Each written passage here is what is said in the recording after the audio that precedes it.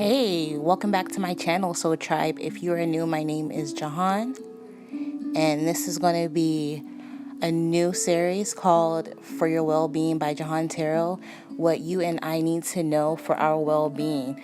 This is stuff I wish somebody would have told me way back when I didn't know, which would have helped me immensely. Okay, so I'm not going to waste a lot of time. We're going to jump right into it. If you can relate to what I'm saying, please let me know down in the comments. Tell me your stories. We're going to really dissect this topic from A to B. If I leave anything out, feel free to let me know. But yeah, let's jump right into it. So, energy vampires. An acquaintance, family member, friend, anyone who deliberately or unwittingly drains us of our energy, emotion, or vitality, leaving us exhausted. And don't get me wrong, sometimes people go through things. That's life. Life can be a roller coaster. That's another video in itself, right? There are times when you and I probably been an energy vampire. Like, I don't know. We've all been through shit, breakups. Maybe you lost a loved one. I lost my mom at a young age, so. And, if a friend or family member is going through something and, they're not the type to complain and they're not an energy vampire, just, that's tolerable. You can tolerate them. But it's when it's excessive and it's like all the time and it's a habit, like, red flag. So, like I said, we're going to dissect this topic, energy vampires. Leave your stories down below because I know you can relate. It is definitely a lesson. And if you don't learn it, it'll keep showing up, trust me. So, a sign of an energy vampire, are there people that you tend to avoid? I'm pretty sure if you make a list of people that you know in your head, you can think of at least one or two that you like to avoid. Some early warning signs of an energy vampire is someone who talks a lot but does not listen. They take over conversations. They make it all about them. Someone who tends to dominate all the time. And I came across this really cool website called askingangels.com. They had a really, really good article about it, so check it out. Really nice resource. So yeah, they take over conversations. They tend to make it all about them. They tend to belittle yours or other people's point of view. Always asking for favors. And they don't care who they inconvenience in the process. Attention seekers. Attention must always be on them. And then when they sense disinterest and they try to win you back. If you've noticed, most of these people don't really have really good friends. Or the friends they do have tend to keep them at a distance because nobody wants to deal with that. Everybody has their own problems. Nobody wants to play second best. Okay, nobody wants to be a minion. Nobody wants to get their energy drained, so people tend to stay away from that. So that's definitely a huge red flag to look out for. And they know this, like if they sense that you're kind of like avoiding them, like that's when they try to hoover and like try to win you back and try to get you to kind of will you back so they can begin their feeding process again. So be careful. Be very, very discerning and cognizant of that. They're fake. Very, very deceptive. And you'll see this. Like your gut, you'll know. They'll pretend to be oblivious to other people's problems. They'll talk about other people behind their backs. And remember, people that have a tendency to talk about you to others, talk to others about you. So just be careful. It also shows a lack of character because if they're talking about someone badly and that person's not around to defend themselves, what does that say about their character? And also, remember what Kanye tweeted. He was like, what people say about others says more about them. So be careful. If someone's constantly coming to you about what so-and-so did last weekend, and blah blah blah. What is that saying about them? Be very, very, mindful of that. Another big sign is that they're drama queens. They always have something going on. They're the true definition of, if it's not one thing, it's another. And then they only give out of fear of abandonment or you leaving them. Like, because typically they're really cool people. You get to meet them, you hang out, and then once their mask slip, you don't really want to hang out with them anymore. So you don't really want to hang out with them anymore. And then to win you back, they shower you with gifts. All of a sudden they're super sweet. Boyfriends do this a lot, like ex-boyfriends. Men tend to do that a lot, but so they can be energy vampires.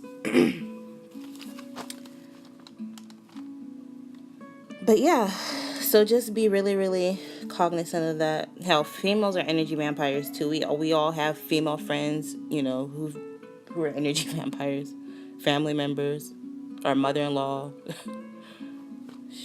Yeah, so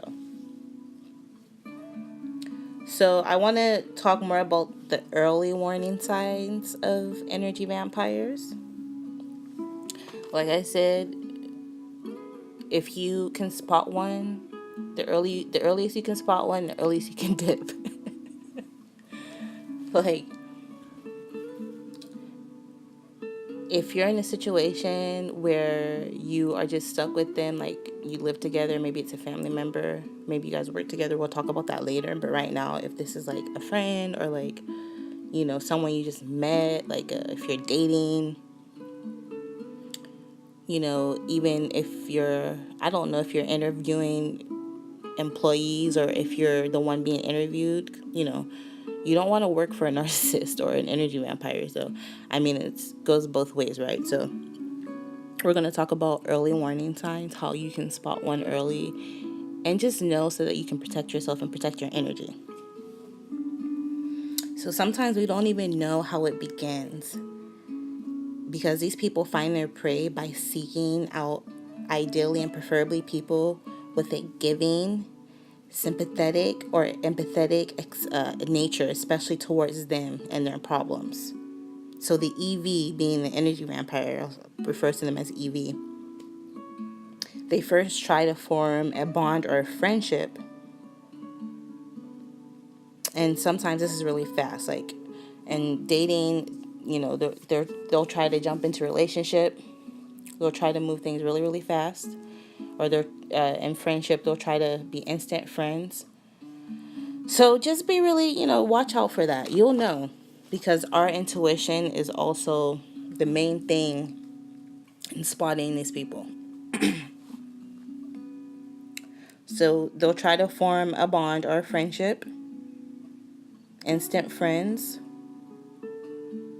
because they have to form some sort of bond before they can engage in draining the energies of other. So they simply talk to people, and then they'll mention their problems, and they'll look for a reaction. They're not stupid, they're smart. They'll look for a reaction. They're so smart, they're stupid. How about that? They'll look for a reaction, and as soon as someone shows the least bit of interest or sympathy to these problems, they'll seek to form an instant bond or friendship. These are not real bonds built out of reciprocation or any long-standing association. Rather, they are quick, fly-by-night friendships that are asserted usually to the surprise of unsuspecting victims. So, like I said, you won't even know what's going on. Have you ever found yourself in the middle of some drama that had nothing to do with it, and you're like, wait, how did I even end up in this? I don't even remember how I got into this. I don't even remember how any of this started. I don't even know half of these people. What the hell? Because they prey on you because you're so nice, you don't know how to say no. So that's one thing you gotta learn. But yeah, like I said, they're not real bonds. because you'll realize quickly that these are one-sided.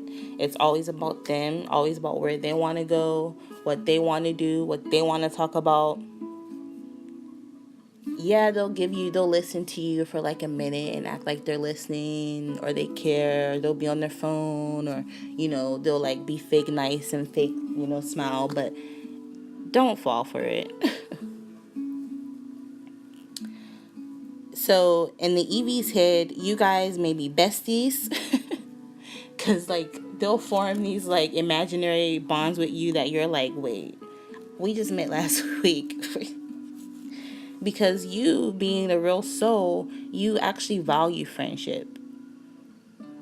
You value relationships. So you don't just, when you call somebody your friend, you mean it. It's not like that with them. Another thing I notice is excessive compliments. Flattery is their weapon. Like, if you're somebody that likes to be flattered, then good luck, because they know how to flatter you. I read a book where, I forget where, I think this PhD doctor lady, she went to like a prison to interview murderers and psychopaths, because a lot of these energy vampires vampires, they have psychopathic traits.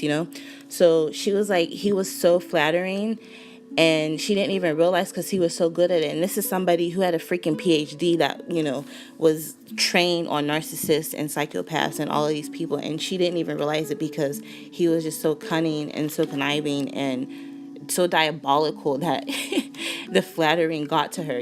So you have to be really, really careful.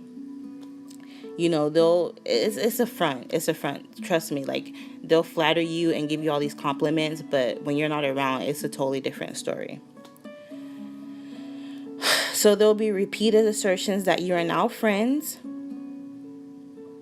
And like with me, I'm just like, okay. Like every 1 second, they're like, oh my God, like, I'm so happy we met. We're going to be the bestest of friends. And you're just like, okay.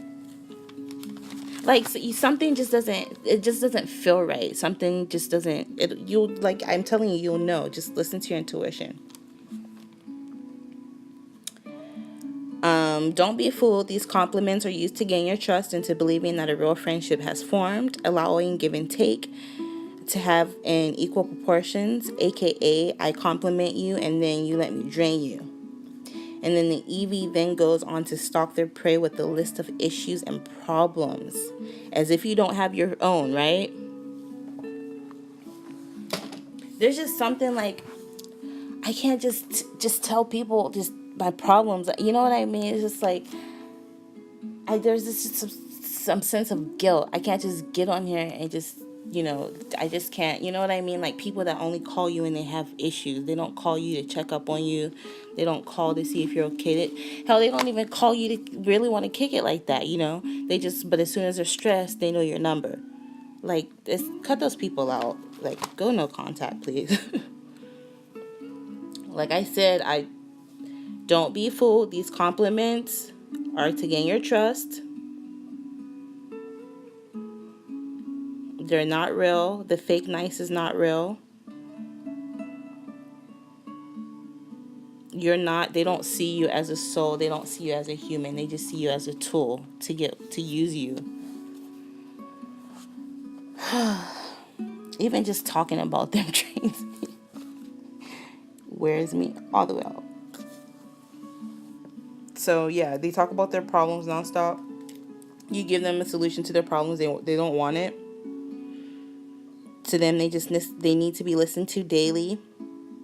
They expect you to listen to them daily. Yes, bitch and moan every single day. They'll text you, call you. They don't understand social cues like, hey, I gotta go. Hey, I gotta go pick up my son from school. Hey, like, they don't get that. I'm going to stop right here. I don't want this video to be too long. I'm not done yet. We still have a lot to go.